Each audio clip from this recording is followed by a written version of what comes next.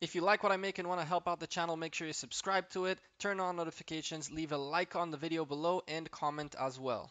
Thanks for your support, guys. Hey there YouTube, welcome back to the Gecko. Another day, another video for you guys. Video number 2 for the day, but I had to because big news came out of the CSGO world.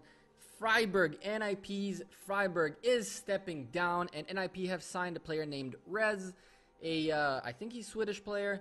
Pretty talented. I guess we'll see how it's gonna go. He came from Epsilon. Very cool player.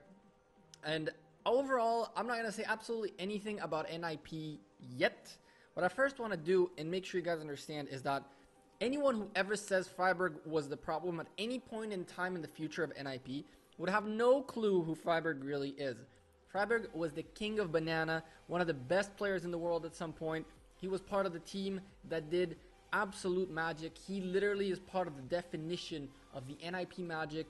He was part of the organization for so long that you cannot discredit him no matter how bad his latest performance have been. You cannot discredit him from the amazing stuff he's done in his time playing CSGO and playing CS. Now, one thing that I want to point out is that he stepped down or was kicked. It really doesn't matter. But I had made a video that I never posted because I thought, you know what, I shouldn't be saying this, where essentially I said that these 4 players who play in NiP together, well, not anymore, which are Exist, Forest, Get Right, and what was Friberg, not anymore, are a 4-core player team that keeps swapping their 5th guy, trying to find the right 5th guy, but cannot even function as a 4 team, let alone out of 5th, and they can never get him in. Like, they're not willing to make the changes necessary. The thing is, right, NiP is moving finally in the right direction, and they understood that a quad team with a 5th guy who's never really going to be part of this 5-man team, because he's not Fiflaren, he's not what the 5 crazy players of the time, the 5 NiP magic players of that time were. He's not that.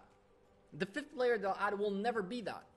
Draken was never that, and he really would never be that if Friberg would have stayed. But now what you have is the trio of magic: Forest, Zist, and Get Right, with 2 players. And when you have 2 out of 5 players, 40% of your whole team is not part of that 5-player setup that used to be this amazing team. Now you have to really start adapting and moving and changing things. Now, you're not going to change too many things, right? Get Right will still be a lurker, and Zist will still probably call, and most likely Forest will still op occasionally. Maybe he will lose the op altogether. You don't really... I'm not going to get into the specifics of what happens here, okay? But the important thing is, NiP has realized the package cannot stay together for the players to do well and fulfill their ambitions, for the organization to keep its pride and its real big name, and even keep sponsors on, because NiP is that team that everyone wants to see doing well and always disappoint, with the exception of a win every couple tournaments, and that's about that. Now, one of the things that need to be said, and I'm going to quote what NiP said, is that our change took longer than a normal esports team. And, well, better yet, let me quote it like I was trying to paraphrase it, but what they literally said is, our change took longer than what a normal esports team would have done. But again, we're not a normal esports team. The ties between players, management, and staff are extremely tight. We all consider each other as best friends and true family. Out of every team, I would have probably believed that from them. Any other team that says that, I don't really believe it. This team has been together for as long as their success. They live in their offices.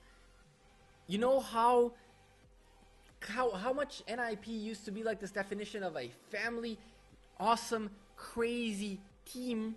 And you know, sometimes you gotta know when to pull the cord. See, there is a story, right, that I really like about a frog in a pot full of water, and the frog is chilling, it's enjoying it. Someone turns on the heat and the water starts heating up. The frog adapts because it likes the water, so it adapts. and the water keeps heating up, and the frog adapts, and the water keeps heating up, and the frog adapts. And the more the water heats up, the more the frog tries to adapt. At some point, the frog realizes, I've adapted too much. I'm not myself anymore. I don't have the same color. I don't have the same tendencies. I don't have anything that was what I used to be. Let me get out of this water. By the time it decided to get out of the water, it had adapted so much that it forgot how to get out of the water, and it ended up dying, being cooked. This is what ended up happening with this team. And this team was literally the frogs sitting there and trying to adapt a little bit here and a little bit there because they like what they have. But at this point, it's time to jump out of the water.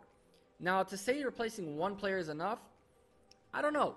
I think it could be. I think if Forest, Zist, and Get Right actually manage to say, okay, I'm going to take everything that I've been so far, dump it to the garbage, and rebuild themselves with 2 new players, this team could be potentially a top tier team. Well, it will be a top tier team, but maybe a top 5 team in the world. And not the occasional 5 team, like the actual top 5 team in the world.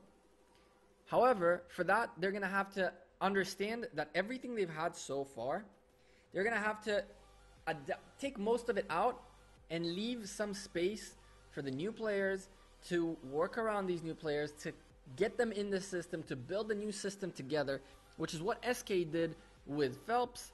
They had to work hard. They've lost a lot of matches, and they finally seem to have found a better system. They've swapped a lot of the roles, and you can see it in SK by the fact that Fur, when FNX was in the team, was not as like star crazy front player as he is nowadays, because the system back then didn't allow him or didn't need him to be that, and now it does.